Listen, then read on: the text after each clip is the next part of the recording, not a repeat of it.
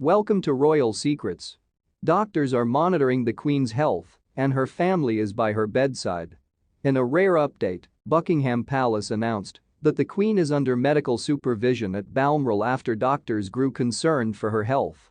Close family members are rushing to her side.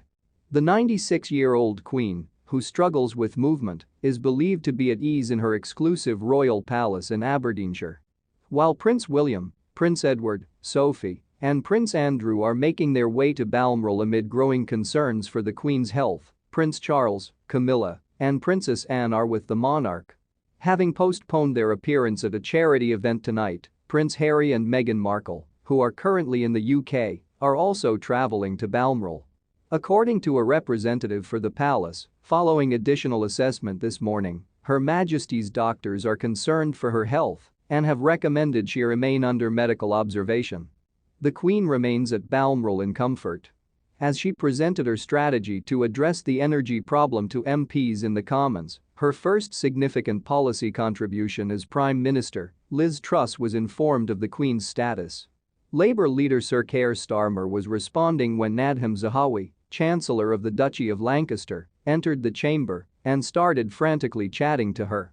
"The news from Buckingham Palace this lunchtime will greatly disturb the entire country," the Prime Minister later tweeted. "At this time, the people of our United Kingdom, including myself, are thinking of Her Majesty the Queen and her family. My thoughts are currently with Her Majesty the Queen and her family, and I join the nation of Britons in praying for her quick recovery." In the last 12 months, worries about the monarch with the longest reign in the country have increased. The Queen rarely performs royal duties outside of her royal residences due to ongoing mobility issues. She now frequently uses a walking stick. During her meeting with Ms. Truss, who is her 15th Prime Minister, earlier this week, she appeared bright but weak. The country's prayers are being sent to the nation's leader, who has a deep Christian faith, according to the Archbishop of Canterbury. He wrote on Twitter, "My prayers are with Her Majesty the Queen today, as are the prayers of people all around the Churchifing land and the country. God's strength and comfort be with Her Majesty, her family, and everyone who is looking after her in Balmoral." Nicholas Witchell, the BBC's royal correspondent, described it as a really somber occasion. "Hoping for the best, but let's be very honest now, bracing for the worst," he continued.